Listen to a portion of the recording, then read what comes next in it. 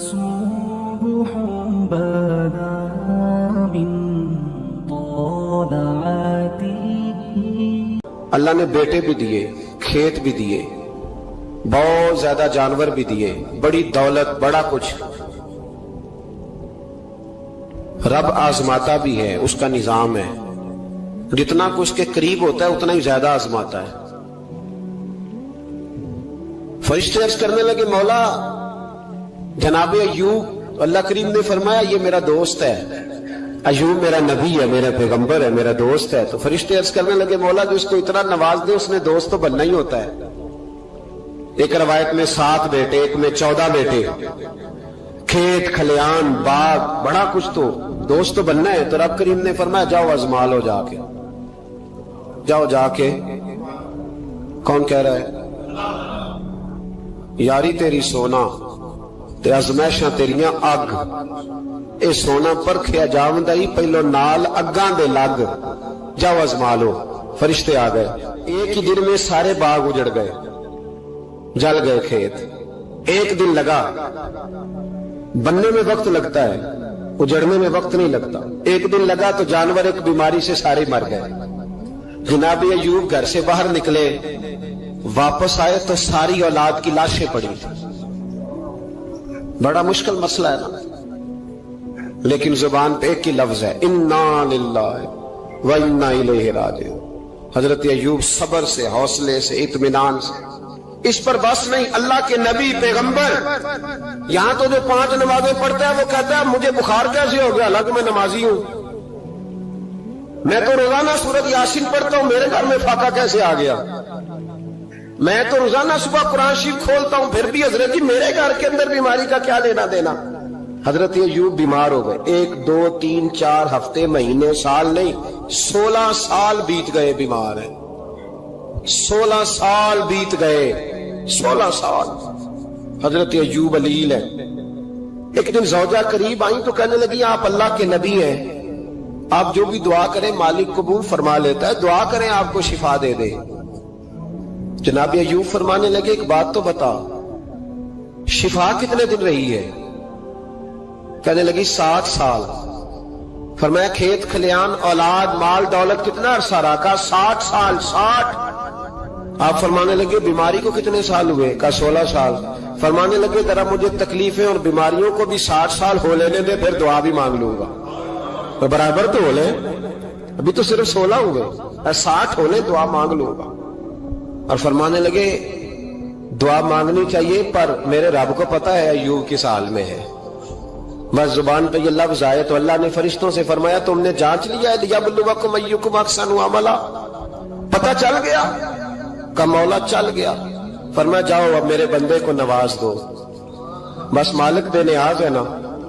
بنجر زمینیں پھر سے آباد ہو گئی، پھر سے جانور آ گئے، پھر سے وہی لہر بہر ہو گئی، بیٹے بھی اللہ نے دے دیے، مال دولت جائیداد ہر چیز، گھر میں بیٹھے شفا بھی ہو گئی۔ حضرت ایوب کی زوجہ قریب بیٹھی ہے، سکھوں کے دن آ گئے، پوچھنے لگی ایوب ایک مسئلہ پوچھنا ہے، ایک بات ذہن میں آئی، اجازت دے تو دریافت کروں؟ فرمانے لگے پوچھو۔ تو زوجہ عرض کرنے لگی حضور بتلائیے دکھ اچھے کے سکھ، دکھ اچھے کے سکھ۔ تو جناب ایوب فرمانے لگے دن سارے اللہ کے ہیں، دن سارے اللہ، دکھی رکھے تب بھی مہربانی، سکھی رکھے تب بھی فضل اسی کے ہیں، پر اگر میرے دل کا حال پوچھے نا تو دکھ بڑے اچھے تھے، بڑے اچھے تھے وہ دکھ۔ کہا حضور دکھ اچھے تھے؟ تو جناب ایوب فرمانے لگے جب میں بیمار تھا تو میرا رب 24 گھنٹے میں ایک دفعہ میرا حال پوچھا کرتا تھا۔ رب پوچھتا تھا ایوب تیرا کیا حال ہے، رب پوچھتا تھا، خدا خود میر مجلس بود، اللہ پوچھتا تھا۔ فرماتے 12 گھنٹے اس مزے میں گزر جاتے تھے کہ میرے رب نے میرا حال پوچھا ہے، 12 گھنٹے اس کیف میں بیت جاتے کہ اللہ نے حال پوچھا ہے۔ اور فرمایا اگلے 12 گھنٹے میں انتظار کرتا رہتا تھا کہ رب دوبارہ کب حال پوچھے گا۔ فرمایا 24 گھنٹے میں ایک دفعہ پوچھتا تھا، 2 عمر دراز مانگ کے لائے تھے 4 دن، 2 آرزو میں کٹ گئے، 2 انتظار میں تو فرماتے ہیں بس یہ اس طرح حال گزر جاتا تھا. فرمانے لگے شفا تو ہو گئی, صحت تو ہو گئی, کھیت کھلیان تو ہو گئے, پر اب میرا رب میرا حال تو نہیں نہ پوچھتا. صبر کرنا سیکھے, حوصلہ پیدا کرے. یہ چھوٹی چھوٹی باتوں پہ, چھوٹے چھوٹے معاملات پہ رونے لگنا اور چھوٹی چھوٹی چیزوں کو آڑ بنا کر ناشکری کرنا صبر پیدا کرے. یہ بہت اعلیٰ عادت. اگر آپ میں حوصلہ ہوگا نا تو گھر کے اندر بہت سارے معاملات, گھر کے اندر, دفتر کے اندر, فیکٹری کے اندر, معاشرے کے اندر صحیح رہیں. لیکن اگر آپ صبر کے عادی نہیں, صبر نہیں کرنا آتا, تو پھر تو بڑی جلدی آپ کے معاملات بگڑنے لگے. چوتھی عادت ہے نیکیاں کر کے ان کو بھولنا سیکھے. نیکی کر کے بھول جایا کریں. کسی کو روٹی کھلا کے اسے یاد نہ رکھیں, کسی کو رستہ دکھا کے پھر اسے یاد نہ رکھیں, کسی کو ایک دفعہ 10,000 قرض دے کے اس کی مشکل میں پھر دوبارہ اس کا ذکر نہ کریں. یہ خوبصورت لوگوں کی علامت نہیں, یہ کمزور لوگوں کی علامت. جو کمزور لوگ ہوتے ہیں نا, چھوٹے لوگ, وہ اس کا ذکر کرتے ہیں. وہ کچھ جگہوں پہ اپنی نیکیوں کا اظہار کرتے ہیں. نیکی ہوتی وہ ہے جو بندے اور رب کے درمیان راز ہوتی ہے, جو اللہ اور بندے کے درمیان. اب نا اس عادت کی بڑی ضرورت ہے, بڑی ضرورت. ہر آدمی کہہ رہا ہے میں نے فلاں کے لیے بڑی قربانی دی. کون سی قربانی دی؟ سولی پہ لٹکا ہے تو کیا کیا ہے؟ میں نے فلاں لیڈر کے لیے بڑی قربانی دی. مثلا کیا کر دیا, کیا انقلاب. اور جب آپ نے کہہ دیا تو پھر وہ قربانی ویسے بھی ختم ہو چکی ہے, اب تو وہ ملیا میٹ ہو گیا. اظہار جو کر دیا.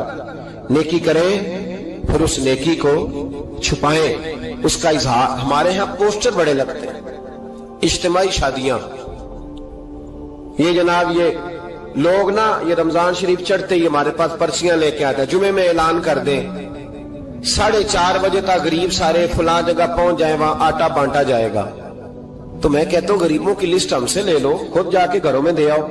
یہ سنت نہیں نبی پاک علیہ السلام کی, یہ صحابہ کا طریقہ نہیں گھر جا کے دینا. یہ حضور علیہ السلام نے سکھایا نہیں رات کے وقت کسی کی خدمت کرنا.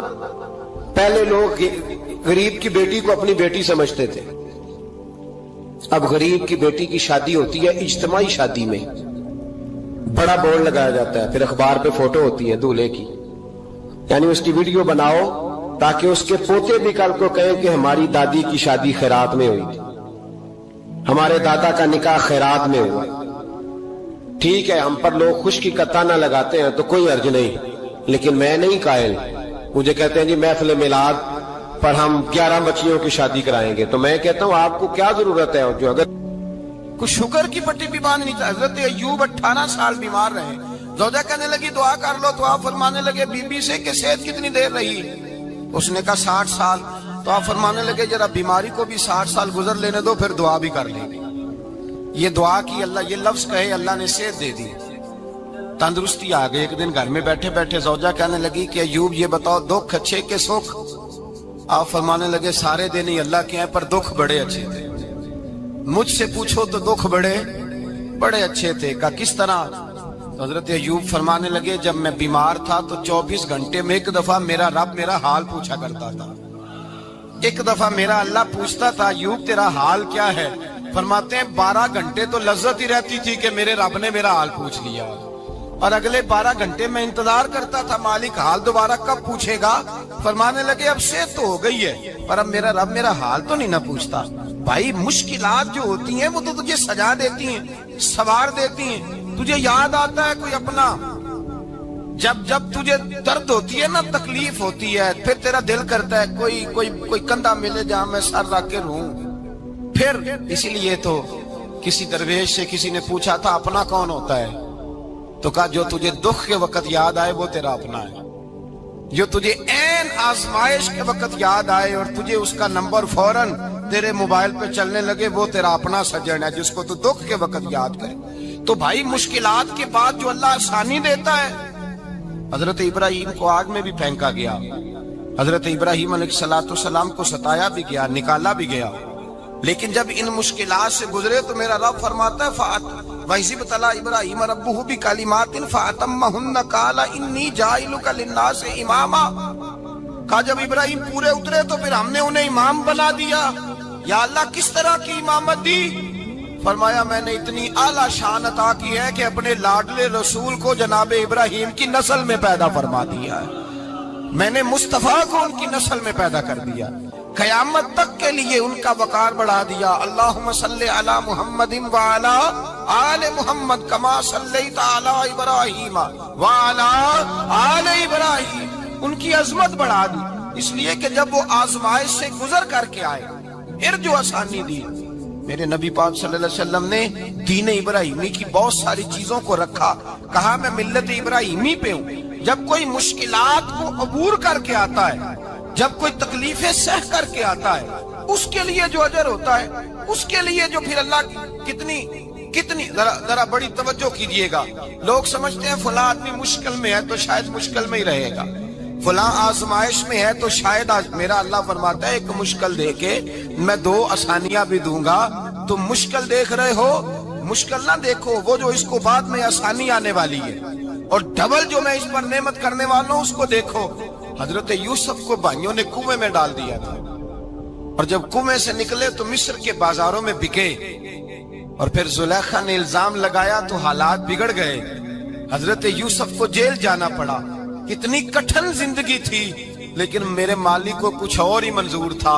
کنویں میں گرنے والے، بازار میں بکنے والے، جیل میں جانے والے، الزام لینے والے جناب یوسف کو رب کریم نے اسی مصر کا بادشاہ بنا دیا، اللہ پاک نے اسی مصر کا حکمران بنا دیا۔ یاری تیری سونا پر ازمیشاں تیریاں اگ، اے سونا پرکھیا جاوندا ہی پہلو نال اگاں دے لگ، اس کے لیے تھوڑا سا جتن کرنا پڑتا، تھوڑے کٹھن حالات سے گزرنا پڑتا، تھوڑی آزمائشوں کا روپ دیکھنا پڑتا۔ ہم چاہتے ہیں کہ ہمیں چھیڑے کوئی نہ کوئی تکلیف نہ آئے، کوئی آزمائش، یہ ہو نہیں سکتا میرے بھائی۔ نامی کوئی بغیر مشقت نہیں ہوا، 100 بار جب عقیق کٹا تب جا کر نگی ہوا۔ ہم چاہتے ہیں کہ ہمیں کچھ بھی دقت نہ آئے، مشکلات نہ آئے، اور مشکلات تو انسان کو سنوارتی ہیں بھائی، وہ تو نکھارتی ہیں۔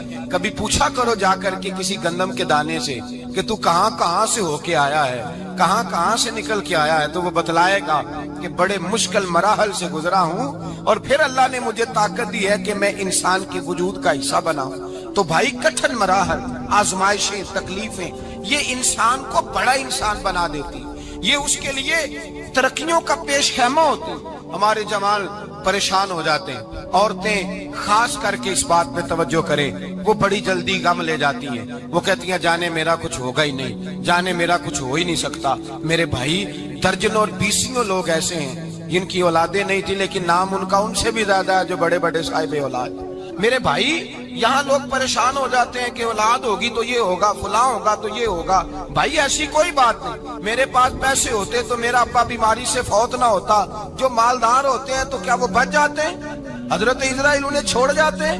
او خدا کے بندے تو کیسی بات کر رہا ہے؟ یاد رکھ، یہ جو آزمائشیں ہوتی ہیں، یہ جو تکلیفیں ہوتی ہیں، یہ جو تھوڑے سے مشکل حالات ہوتے ہیں۔ حضرت یونس علیہ السلام کی دوستی ہوگی حضرت جبریل امین سے، تو جناب جبریل ملنے آئے۔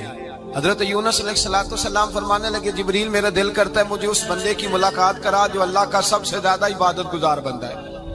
حضرت جبریل امین لے گئے دور فلسطین کے علاقے میں، اور لے جا کر ایک بندے سے ملاقات کرائی جس کی دونوں آنکھیں بھی کوئی نہیں تھی، دونوں بازو بھی کوئی نہیں، دونوں پیر بھی کوئی نہیں، اور اس بندے کی زبان پر لفظ بڑا کیا جاری تھے، یا اللہ تیرا شکر ہے، یا اللہ تیرا، بول کے کہیے یا اللہ تیرا، اے اللہ تیرا شکر ہے، شکر کر رہا تھا۔ حضرت جناب سیدنا یونس علیہ السلام کہنے لگے میں نے تجھے عبادت گزار کو ملانے کو کہا تھا، تو کہاں لے آیا؟ حضرت جبریل کہنے لگے یا یونس، یہ ہر چیز جانے کے باوجود اپنے رب کی رضا پہ راضی ہے۔ اس وقت دنیا میں نبیوں کے بعد جس سے اللہ سب سے زیادہ پیار کر رہا ہے وہ یہی بندہ ہے، یہ اپنے رب کی رضا پہ راضی ہے۔ اے تن میرا کنگی ہووے تے میں زلف سجن دی واواں، تے پوش میرے دی جتی بن جائے تے میں یار دی قدمی آواں، مارو مینو مار مکاؤ کوئی عذر نہ پیش لے آواں، تے جے سونا ہی میرے دکھ وچ راضی، جے سونا ہی میرے دکھ وچ راضی، جے سونا ہی میرے دکھ وچ راضی، تے میں سکھ نو چلے ڈاواں۔ مانا کہ جب اس حال میں راضی ہے تو بس ٹھیک ہو گیا، وصل اچھا ہے نہ فراق اچھا ہے، بس جس حال میں محبوب رکھے وہی حال اچھا ہے. بس جس حال میں انہوں نے رکھا بات ٹھیک ہو گئی. اس میں اب انسان شکوا کرتے پھرے کہ یہ کس طرح ہے وہ کس طرح, اپنے آپ کو مطمئن رکھا. مشکل کے بعد جو آسانی آ, حضرت لقمان حکیم, ان کے نام پر قرآن مجید کی پوری سورت ہے. حضرت لقمان حکیم علیہ رحمہ آپ اپنے بیٹے کو نصیحت کر رہے تھے. کہنے لگے بیٹا کو مشکل آئے تو گھبرانا نہیں, کوئی مشکل آئے تو کرے بیٹوں کو سمجھ آ جائے کہ مشکل آئے تو, سمجھ آ رہی ہے بات کی, مشکل آئے تو. اور کیا خوبصورت جملے, بیٹے کو بٹھا کے کہتے ہیں بیٹا چھوٹی مشکل آئے گی تو اللہ بڑی مشکلات آسان کر دے گا. سمجھو چھوٹی مشکلات آئیں تو اللہ نے بڑی مشکلیں اس نے آسان کر دی. اور آپ کو بتاؤں اصل انسان ہوتا ہی وہ ہے جو مشکلوں میں جینے کا ڈھب سیکھ جاتا ہے, وہ بن جاتا ہے جو کرب کے حالات میں جینے کا سلیقہ سیکھ جاتا ہے. اپنے بچوں کو یہ سمجھانا, حضرت لقمان بیٹے مشکل آئے تو گھبرانا نہیں, بڑی کو ٹال دیتی ہے, وہ نیکی کا اور آسانی کا پیش خیمہ ہوتی ہے. اللہ اس کے بعد آسانی سمجھا رہے ہیں. کچھ دنوں کے بعد کہنے لگے آؤ فلاں اللہ کے نبی کی ملاقات کو چلیں, فلاں نبی علیہ السلام سے ملنے چلتے ہیں. اس زمانے میں جو نبی تھے ان سے ملنے چلے گئے. بیٹے کو بات یاد تھی, گھوڑے پہ بیٹھے, امام ابن جوزی نے اس کو لکھا ہے, گھوڑے پہ بیٹھے تھے دونوں کے پاس گھوڑے تھے. اب رستہ بہت زیادہ تھا, کھانا ساتھ لے لیا, پانی ساتھ لے لیا, رستہ لمبا تھا, صحرا کا علاقہ تھا. جب جانے لگے تو اتنی سخت گرمی ہوئی کہ گھوڑے بھی بے ہوش ہونے لگے. اچانک ایسی گرم لو چلی کہ گھوڑے بھی. اب دونوں باپ بیٹا جو تھے وہ بڑی جوش میں تھے کہ جانا ہی جانا ہے. گھوڑے سے اتر کر کے پیدل چلنے لگے. اب پیدل چلتے چلتے ذرا آگے گئے تو گرمی میں جتنا بندہ پیدل چلتا ہے اتنا پیاس بھی زیادہ لگتی ہے. تو پانی پیتے رہے, کھانا کھاتے رہے, کھانا پانی بھی ختم ہو گیا. تھوڑا آگے چلے نا, اس قدر تکلیف بڑی کہ حضرت جناب لقمان کے بیٹے کے پیر کے اندر ایک ہڈی پیوست ہو گئی. اتنی بڑی ہڈی تھی وہ اندر ہی چلی گئی پیر میں, خون کے فوارے گرنے لگے. بیٹا بے ہوش ہو گیا. حضرت لقمان اس کے سرانے بیٹھے تو بیٹا تھا نا, آنکھوں میں آنسو آ گئے. بیٹے نے آنکھ کھولی تو کہنے لگا ابا جی آپ تو صبر کرنے والے ہیں, آپ رو رہے ہیں. فرمایا بیٹے میں کیا کروں, میرے سینے میں جو دل ہے وہ ایک باپ کا دل ہے. تو باپ جو ہوا تیرا, تیری دکھ پر رونا آیا. بڑی مشکل سے دانت کے ساتھ ہڈی نکالی, ہڈی نکلی تو خون بھی چلا. صاحب زیادہ کہنے لگا حضور آپ نے تو کہا تھا ہر مشکل کے بعد آسانی ہوتی ہے, اور چھوٹی مشکل دے کے اللہ بڑی سے بچا لیتا ہے. تو ہم تو اچھے کام چلے تھے, مشکل پہ مشکل, یہ کیا ہے؟ حضرت لقمان کہنے لگے بیٹا نہ تو رب کی حکمتوں کو جانتا ہے نہ پوری طرح میں جانتا ہوں, لیکن جو میں نے کہا تھا وہ بات سچی ہے. فَإِنَّ مَعَ الْعُسْرِ يُسْرًا إِنَّ مَعَ الْعُسْرِ يُسْرًا. اللہ ہر مشکل کے بعد آسانی عطا فرمائے گا, اور فرمایا میرا ایمان ہے کہ ضرور عطا فرمائے گا. یہ بات کہہ رہے تھے کہ سامنے سے دھواں اٹھا, اتنا سخت دھواں اٹھا کہ آپ نے سوچا شاید وہاں بادیا وہاں جاتے. وہاں چلنے لگے تو پیچھے سے کسی نے آواز دی ٹھہر جاؤ, رکو. وہیں رک گئے. تھوڑی دیر گزری تو کہا رک جاؤ. جب رکے تو ایک بولنے والا بولا, کہنے لگا تمہارے لیے تھوڑی دیر کے بعد جانوروں کا بندوبست کر دیا جائے گا, کھانے کا بھی بندوبست ہو جائے گا, بچے کا پیر بھی صحیح ہو جائے گا, چلے جانا, لیکن ذرا ٹھہرو.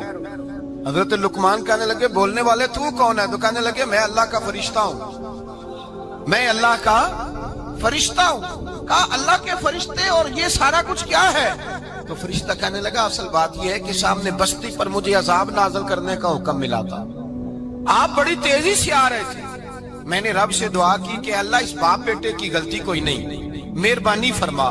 رب نے پہلے آپ کو صحرا میں الجھایا, پھر میری دعا کی برکت سے آپ کے گھوڑے ٹھہر گئے, پھر میری دعا کی برکت سے آپ کا پانی ختم ہوا, پھر میری دعا کی برکت سے آپ کے بیٹے کو زخم آیا, پھر میری دعا کی برکت سے سامنے سے دھواں اٹھا.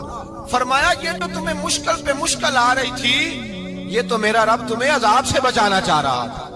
یہ جو تمہیں مشکل پر مشکل آ رہی تھی تو میرا مالک تمہیں عذاب سے بچا رہا تھا, تم سمجھ نہیں رہے تھے. حضرت لقمان نے بیٹے کی طرف دیکھا تو بیٹے کہنے لگے ابا جی بات بالکل سچی ہے, افضل الذکر لا الہ الا لا الہ الا, اور پھر پڑھنے لگے حسبنا اللہ و نعم الوکیل نعم المولا و نعم النصیر. یہ ورد ہونے لگے. بھائی جب تجھے مشکل آتی ہے, آزمائش آتی ہے, تو اس وقت سمجھتا ہے پتہ نہیں میرے ساتھ کیا بننے لگا ہے, اللہ تبارک و تعالیٰ چھوٹی مشکل دے کے تجھے بڑی سے محفوظ رکھتا ہے، چھوٹی بیماری دے کے تجھے بڑی سے محفوظ رکھتا ہے۔ بلکہ میں ایک دفعہ ایک تکلیف میں، ایک آزمائش میں مبتلا ہو گیا، تو میں نے اپنے حضرت سے کہا کہ حضور سارے دکھ کٹھے ہی آ گئے، کیا کیا جائے؟ تو آپ فرمانے لگے بڑے خوش نصیب ہو، جوانی میں اللہ نے دکھ دے دیے، بڑھاپے میں آئے تو برداشت نہیں ہوتے، یہ تو بڑے وقت پہ آ گئے، شکر ادا کرنا چاہیے، اس زمانے میں برداشت نہیں ہوتے، اب آسانی ہے، ان کو برداشت کرو، ہمت کرو۔ میرے بھائی یاد رکھیں، آزمائشیں، تکلیفیں آپ کو بڑا کرنے کے لیے آتی ہیں۔ ہم آزمائش کو برا جانتے ہیں، دکھ کو برا جانتے ہیں، دکھ تو بڑے پیارے ہوتے ہیں، یہ رونے کا سلیقہ سکھاتے ہیں، یہ اللہ کو منانے کا طریقہ سکھاتے ہیں، یہ مسجد میں جانے کا۔ وہ جو سکھی بندہ ہے نا، سکھی، مجھے ایک صاحب کہنے لگے دو قسم کے لوگ مدینے سے آتے، مدینہ شریف پوچھنے لگے، کہنے لگے حضرت جی دو قسم کے بندے ہیں، کچھ واپس جاتے ہوئے تڑپ رہے ہیں، کچھ تصویریں کھینچ رہے ہیں رخصتی کے وقت، فرق کیا ہے؟ تو میں نے کہا وہ جو تصویریں کھینچ رہا ہے وہ امیر آدمی ہے، اسے پتا ہے کہ میں پھر ٹکٹ لے لوں گا، مہینے کے بعد پھر آ جاؤں گا، اور یہ مدینہ چھوڑتے ہوئے تڑپ رہا ہے، یہ کوئی غریب ہے، یہ کہہ رہا ہے پتہ نہیں دوبارہ موقع ملے کہ نہ ملے، یہ دکھی ہے، یہ آزمائش میں دکھی۔ سکھی بندہ تو مکے جا کے نہیں روتا، وہاں بھی کھڑا ہے، ڈٹ کے کھڑا، دکھی کوئی نہیں تو روئے کیسے؟ روئے کیسے؟ دکھیے دی گل دکھی آئی جانے، دکھیے دی گل، کیا خوبصورت لفظ ہے میاں صاحب کی، اور لفظوں میں حسن دیکھے، کہنے لگے دکھیے دی گل اے دکھی آئی جانے تے سکھیے نو کی خبراں، تے یار جنہاں دے موت نے مارے روندے نہیں تک تک قبراں۔ یہ مشکل مرحلہ ہوتا ہے، جب انسان تکلیف میں ہوتا ہے پھر اسے احساس ہوتا ہے، اور تکلیف والے کو ہی تکلیف والے کی تکلیف کا احساس ہوتا ہے۔ جب آپ کو اللہ مشکل دیتا ہے تو سمجھ لے رب آسانی دینا چاہ رہا، جب تیز دھوپ آتی ہے تو سمجھ لے اللہ گرم ہوا گزار کے ٹھنڈی بارش برسانا چاہ رہا، اور جب چاروں طرف سے گھٹن ہو، پنجابی میں کہتے ہیں گما لگ جائے، تو پھر سارے بول کے کہتے ہیں اب جو طوفان آئے گا وہ سخت ہی آئے گا، اس لیے کہ گھٹن جتنی زیادہ ہوتی ہے پھر فضل بھی اتنا۔ جن لوگوں نے تکلیفیں زیادہ سہی تھی رب نے عزتیں بھی زیادہ ہی عطا فرمائی، جن لوگوں نے تکلیفیں زیادہ سہی نہ انہیں اللہ نے درجہ بھی۔ حضرت بلال حبشی نے بڑی تکلیف سہی، مارا کرتا تھا امیہ، بڑا مارتے تھے، اتنا مارتے تھے کہ موٹے، آپ نے کبھی دیکھے ہیں دیہاتوں میں موٹے موٹے پائے ہوتے تھے چار پائیوں کے، موٹے موٹے پان کی چار پائیاں اور بڑی چار پائیاں کافر بچھا کے بیٹھ جاتے، اور حضرت بلال حبشی کے پیر ان کے نیچے رکھ دیتے، ہاتھ ان کے نیچے رکھ دیتے، آگ لوہا گرم کر کے اس کے اوپر ننگے بدن لٹا دیتے۔ مکے نے بڑی آزمائشیں دیکھی، پھر اسی مکے نے، مدینے نے عجیب رنگ دیکھا کہ میرے نبی معراج سے واپس آئے، اور حضور نے عظمت دی، فرمایا بلال یار تیرا بڑا مقام ہے، تو مدینے میں چل رہا تھا اور میں جنت میں تیرے قدموں کی آواز سن رہا تھا، کتنا تیرا مقام ہے، کتنا تیرا درجہ ہے، میں وہاں تیرے چلنے کی آواز سن رہا تھا۔ حضرت ابو بکر صدیق رضی اللہ تعالیٰ عنہ نے اس زمانے میں حضور کی نوکری کی جب دوسرا جانثار کوئی نہیں تھا، سارے لوگ تانے دیتے، کہتے ابو بکر تو اکیلا ہی سیانا ہے، سارا مکہ مخالفت کرتا ہے، تو جان ہی نہیں چھوڑتا، سارا زمانہ مخالفت کرتا۔ ابو بکر صدیق نے مال بھی دیا، جان بھی دی، شہزادی حضرت عائشہ بھی دی حضور کی خدمت میں، ہر چیز لٹا دی۔ دنیا کو پتا اس دن چلا جس دن میرے رسول پاک صلی اللہ علیہ وسلم مسجد نبی میں بیٹھے تھے، درجنوں صحابہ تھے، حضور نے فرمایا ابو دردہ کو تو بلاؤ۔ جناب ابو دردہ حاضر ہوئے تو کہتے ہیں حضور کا چہرہ دیکھا تو ناراضگی ہے چہرے پہ، میں نے دیکھتے ہی کہا حضور آپ مجھ سے ناراض ہیں؟ حضور نے فرمایا ہاں میں ناراض ہوں۔ جب یہ لفظ کہے تو میں کانپنے لگا، حضور ناراض ہو گئے؟ میں نے کہا یا رسول اللہ میری غلطی۔ نبی پاک نے فرمایا تو میرے ابو بکر کی عظمت نہیں جانتا؟ حضور جانتا ہوں۔ حضور کیا ہوا؟ نبی پاک نے فرمایا کل تو گلی میں گزر رہا تھا، ابو بکر بھی گزر رہا تھا، تو نے سوچا ہی نہیں تو میرے ابو بکر کے آگے آگے چل رہا تھا، یہ خیال ہی نہیں آیا، تجھے پتا نہیں کہ جس نے میرے ساتھ نیکی کی میں نے بدلہ چکا دیا ہے، ابو بکر کا بازو تھام کے اللہ کی بارگاہ میں لے جاؤں گا، میرا رب بھی اسے بدلے عطا فرمائے گا۔ یہ عظمت، یہ شان، یہ بلندی اور رفعت مشکلات سے گزرنے کے بعد ملی۔ میرے نبی پاک صلی اللہ تعالیٰ علیہ وسلم کے ساتھ مولا کائنات شیر خدا حضرت علی نے 9 سال کی عمر سے وفا شروع کی، اور تا دم آخری حضرت علی نے وفا کی مصطفیٰ سے، کٹھن مراحل سے گزرے، کٹھن مراحل سے، حضرت علی کہتے ہیں میں ہر جنگ میں ہر جہاد میں ساتھ تھا، پر جس دن مکے اور مدینے سے آنے والوں کو حضور بھائی بھائی بنا رہے تھے، مہاجر اور انصار کو بھائی بھائی بنا رہے تھے، فرماتے ہیں میں تنہا کھڑا تھا، کوئی کسی کا بھائی بن گیا، کوئی کسی کا بھائی بن گیا، میں اکیلا کھڑا تھا اور میں سوچ رہا تھا کہ یار میں کدھر جاؤں۔ کہتے ہیں میں اس حد تک آیا کہ میرے آنسو بہنے لگے، لیکن میری مشکلات کو آسانی تب ملی جب مدینے کے چاند دھیرے سے اٹھے، میرے قریب آئے، میرا بازو تھاما اور فرمایا علی باقی سارے بھائی بھائی بن گئے ہیں، انت اخی فی الدنیا والآخرہ، تو میرا بھائی ہے، دنیا میں بھی میرا بھائی ہے، قیامت کے دن بھی میرا بھائی ہے۔ حضور نے اعزاز دیا اور غدیر خم کے موقع پر حضرت علی کا بازو تھام کے کھڑا کر کے حضور نے فرمایا من کنت مولا ہوں فہذا علی مولا، فرمایا جس کا میں مولا ہوں اس کے علی بھی مولا ہے۔ محبوب پاک سید عالم صلی اللہ علیہ وسلم نے جن لوگوں نے مشکلات برداشت کی پھر ان کو اعزاز ملا، ان کو درجے ملے، ان کے لیے جو آسانی۔ حضرت عثمان غنی نے صحابہ میں سب سے زیادہ مظلومیت کاٹی، سب سے زیادہ مظلومیت، 40 دن پانی بند رہا، کھانا بند رہا، تکلیف اور آزمائش کا وقت ہوا۔ امام جلال الدین سیوطی رحمت اللہ تعالی علیہ الحاویل الفتاوی میں لکھتے ہیں، کہتے ہیں جب حضرت عثمان غنی پر کھانا اور پانی بند تھا، ایک شام حضرت عبداللہ بن سلام ملنے گئے، اس شام اس صبح جس شام حضرت سیدنا عثمان غنی شہید ہوئے، جناب عبداللہ ابن سلام کہنے لگے عثمان تیرا کیا حال ہے، کس پوزیشن میں ہے؟ کہتے ہیں جناب عثمان غنی کہنے لگے عبداللہ آج میں بڑا سکھ میں ہوں۔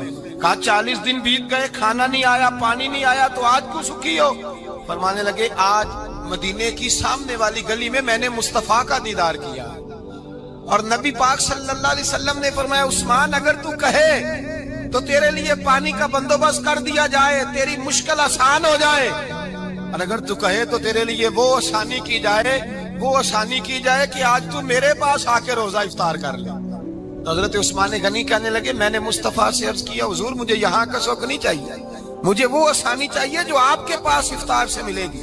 فرمانے لگے آج میں رخصت ہو جاؤں گا، افطار رسول اللہ کے پاس کروں گا۔ حضرت عبداللہ ابن سلام فرماتے ہیں پھر اس شام حضرت عثمان شہید ہو گئے۔ لوگ کہنے لگے عثمان شہید ہو گئے، اور میں کہنے لگا نہیں، انہوں نے جا کے نبی پاک کے دسترخوان پہ روزہ افطار کر لیا۔ اتنی بڑی بات کو سمجھیے گا کہ 100 سے زیادہ مرتبہ قرآن پاک نے تذکرہ کیا ہے صبر کا، اور مختلف انداز میں۔ کہیں فرمایا کہ وَبَشِّرِ الصَّابِرِينَ، اے محبوب صبر کرنے والوں کو خوشخبری سنا دیجیے۔ کہیں فرمایا ان اللہ مع الصابرین، بے شک اللہ صبر کرنے والوں کے ساتھ۔ تو مختلف انداز میں مختلف طریقوں سے اللہ تعالیٰ نے صبر کا تذکرہ فرمایا۔ سوسائٹی کے اندر، معاشرے کے اندر اور مسلمانوں کے اخلاقی رویوں کے اندر اگر صبر کو داخل کر لیا جائے تو ہم محسوس کریں گے کہ ہماری زندگی نہ صرف یہ کہ آسان ہو گئی ہے بلکہ محبتوں والی ہو گئی ہے، چاہتوں والی ہو گئی ہے۔ ہمارے رشتے ایک دوسرے سے ٹوٹ نہیں رہے بلکہ بننا شروع ہو گئے۔ تھوڑا سا صبر بہت ساری چیزوں کو ٹوٹنے سے بچا لیتا ہے۔ قرآن مجید کی جو آیہ کریمہ میں نے تلاوت کی، یہ سورہ آل عمران کی آخری آیت ہے۔ اللہ تعالیٰ نے فرمایا یا ایھا الذین آمنوا اصبروا وصابروا، اے ایمان والو صبر کرو صابر بنو۔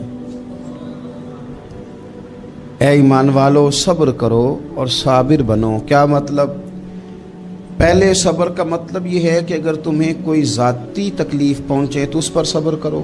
وصابروا، اس کا معنی یہ ہے کہ اگر دشمن کے مقابلے میں کسی اور کی طرف سے کوئی تکلیف آئے تو اس پر بھی صبر کرو۔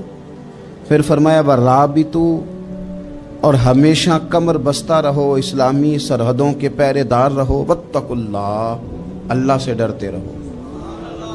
لعلکم تفلحون، اس امید پر کہ اللہ تمہیں کامیابی عطا فرما دے، تم فلاح پا جاؤ۔ یا ایھا الذین آمنوا اصبروا وصابروا، اے ایمان والو صبر کرو اور صابر بنو۔ صبر کرو، صابر رہو، یعنی جو ذاتی تکلیف آئے اس پر بھی صبر کرو، اور مصابرہ کا معنی سامنے سے آنے والی تکلیف۔ اگر بیماری آ گئی، کوئی پریشانی آ گئی، کہیں کوئی اپنا دنیا سے چلا گیا تو یہ ذاتی تکلیف ہے، اس پر بھی صبر کرنا. اور اگر اپنوں نے بیگانوں نے کوئی تکلیف پہنچا دی، کوئی اذیت دے دی، وہ اذیت کئی صورتوں میں ہو سکتی ہے. تانا بھی ایک اذیت ہے، طنز بھی ایک اذیت ہے. کسی شخص کے بارے میں غلط کلمہ کہنا بھی ایک اذیت ہے. اور مقابلے میں کھڑے ہو جانا، لڑائی کرنا، یہ بھی ایک اذیت ہے. اس پر بھی صبر کرو. ورابطو، اور اس طرح کرو کہ کمر بستہ رہو، جد و جہد کرتے رہو. واتقوا اللہ، اللہ سے ڈرو. لعلکم تفلحون، تاکہ تم کامیاب ہو جاؤ. صبر جب آپ کرتے ہیں نا اور صبر کا ارادہ کرتے ہیں تو اللہ تعالیٰ صبر کی توفیق بھی عطا فرماتا ہے. ہم نے یہ دیکھا ہے کہ ہمارے پاس نعمتوں کی کمی نہیں، ہمارے فریزر خوراک سے بھرے ہوئے ہیں، ہمارے دسترخوانوں پہ انواع و اقسام کی چیزیں چنی ہوئی ہیں، ہماری الماریوں میں کئی ہمارے لباس تیار شدہ لٹکے ہوئے ہیں، ہماری جیبوں میں ہماری ضرورت کا سرمایہ اللہ نے ہمیں دے دیا ہے. لیکن اس کے باوجود جو لوگ ایک دوسرے سے پیار نہیں کر پا رہے، جو ایک دوسرے کے قریب نہیں جا پا رہے، تو اس کی وجہ یہ ہے کہ صبر نہیں رہا، حوصلہ نہیں رہا، کسی چیز کو برداشت کرنا ہمارے مزاج کا حصہ ہی نہیں رہا.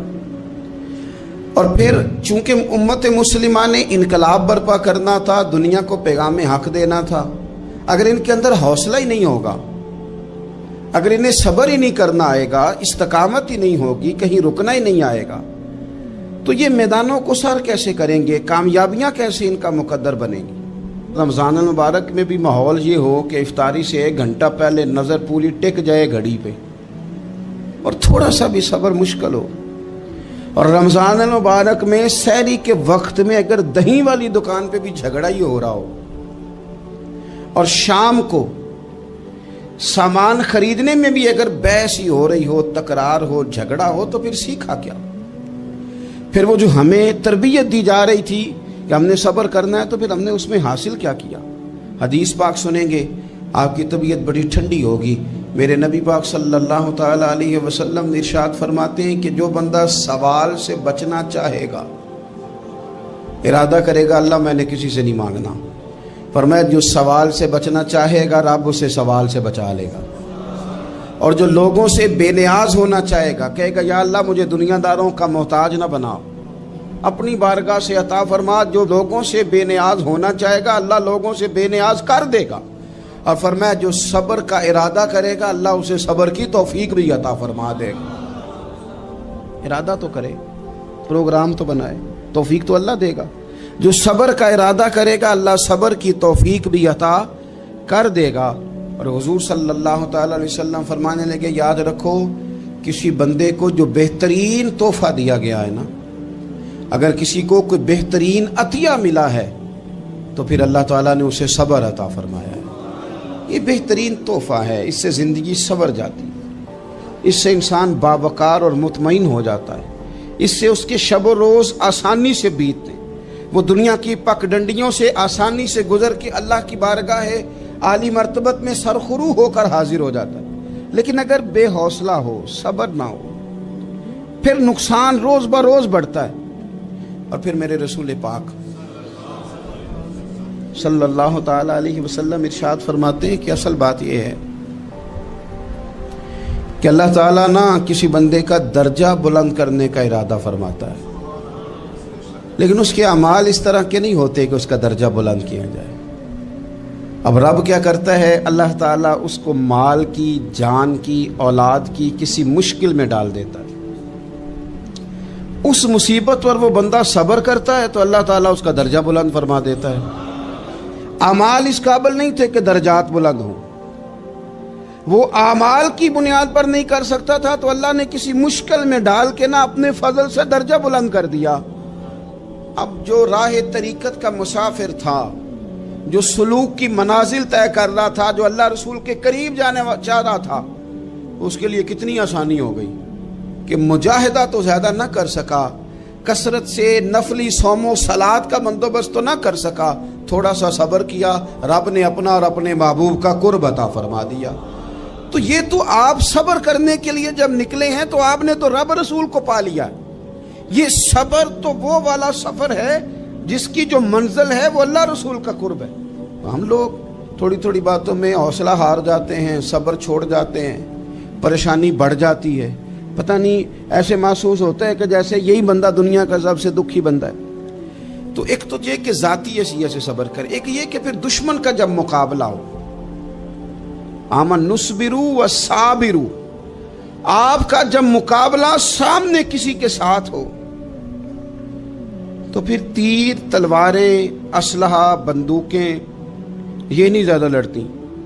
میدانوں میں حوصلے لڑتے ہیں، میدانوں میں صبر لڑتا ہے، میدانوں کے اندر توانائیاں لڑتی ہیں. میدان کربلا کے اندر کوئی مقابلہ نہیں تھا تیر کا تیر کے ساتھ، تلوار کا تلوار کے ساتھ کوئی مقابلہ نہیں تھا. میدان کربلا کے اندر ظلم کا صبر سے مقابلہ تھا.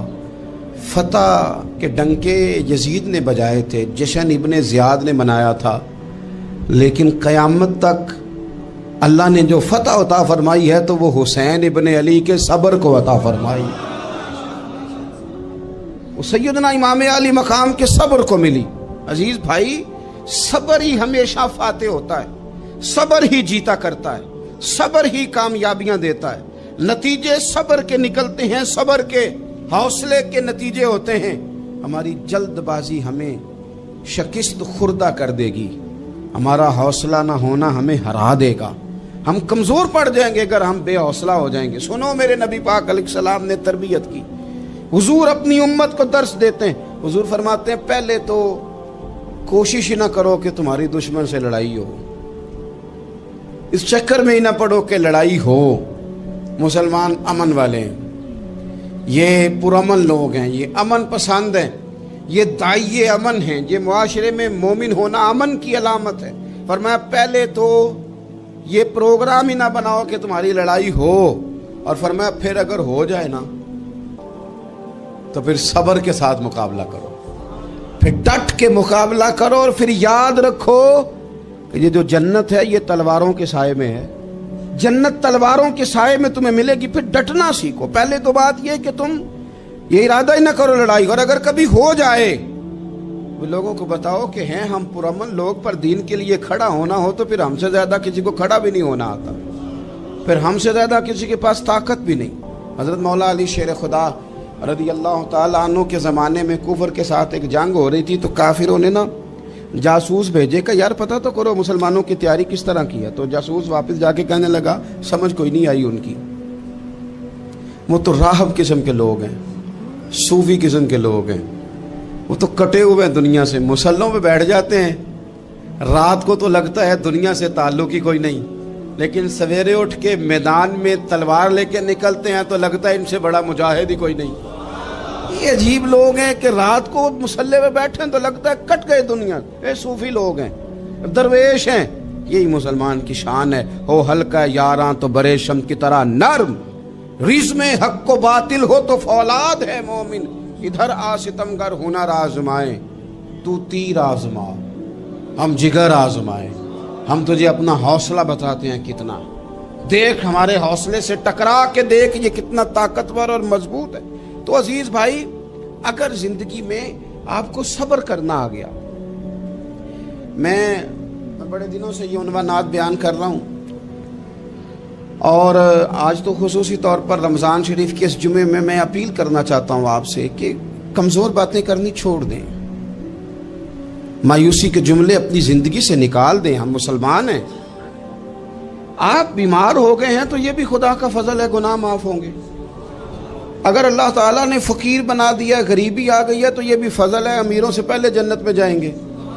اگر اللہ تبارک و تعالیٰ نے کسی جگہ آپ کو مکان نہیں دیا اور دوسرے کو دے دیا ہے تو آپ وہ لوگ ہیں جو عظیم سنت ادا کر رہے ہیں سیدنا بلال حبشی کی.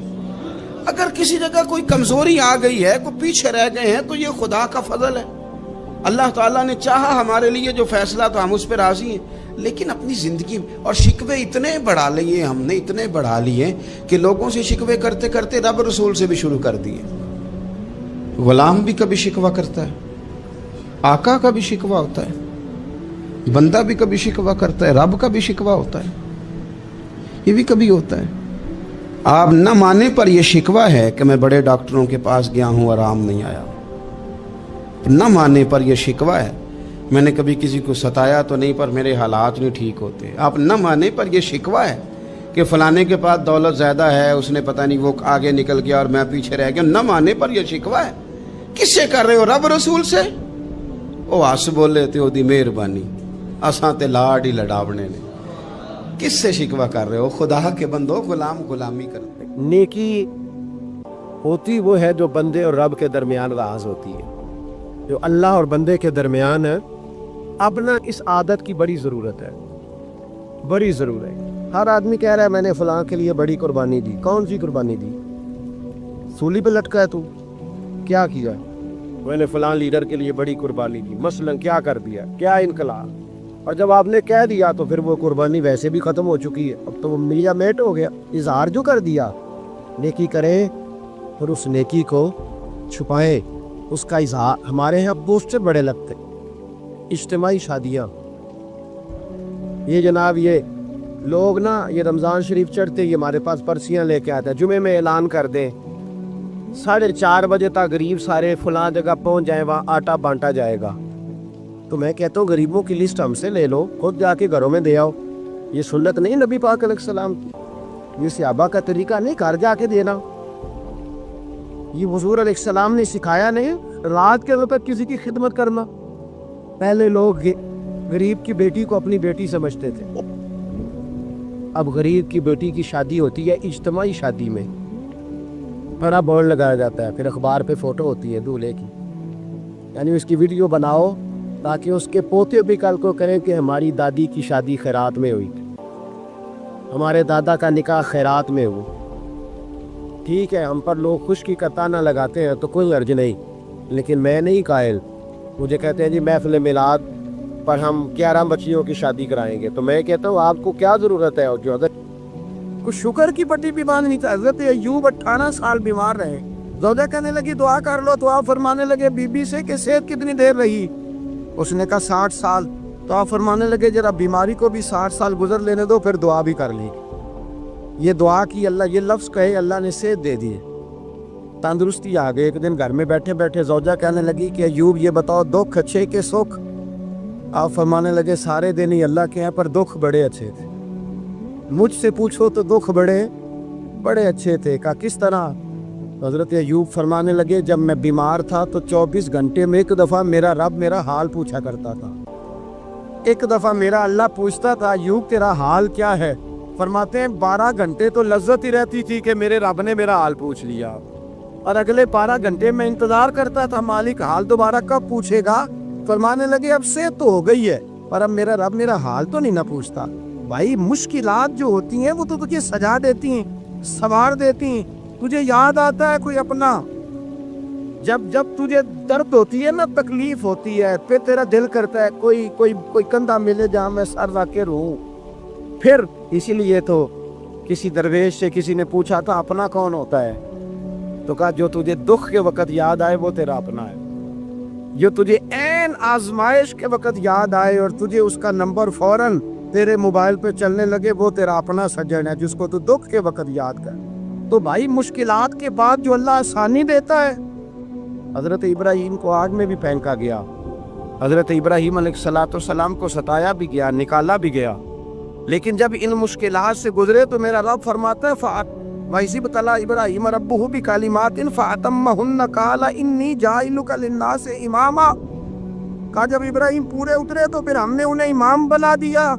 یا اللہ کس طرح کی امامت دی؟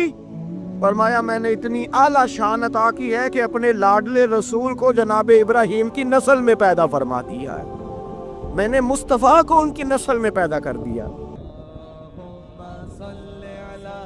سيدنا ومولانا محمد اللهم صل على سيدنا ومولانا محمد۔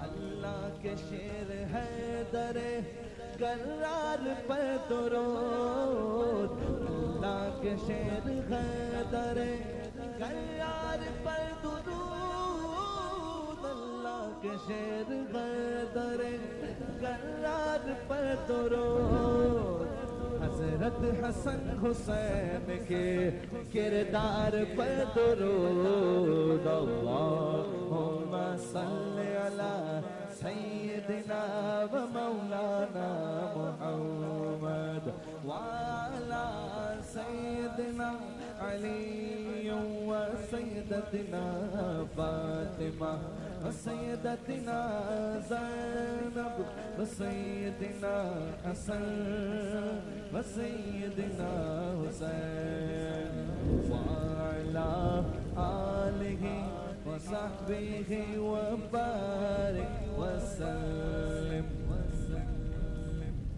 زینب کی بارگاہ میں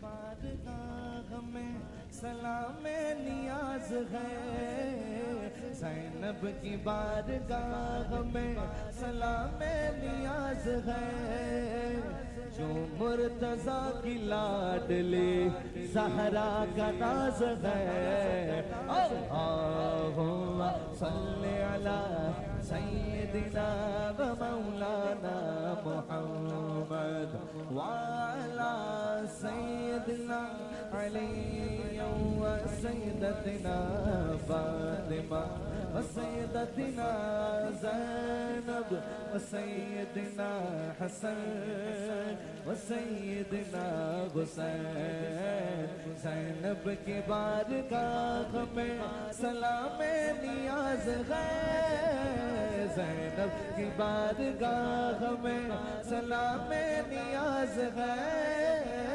زینب کی بارگاہ میں سلام نیاز ہے زینب کی بارگاہ میں سلام نیاز ہے جو مرتضیٰ کی لاڈلی زہرا کا ناز ہے اللہم صلی علی سیدنا و مولانا محمد اللہم صلی علی سیدنا و مولانا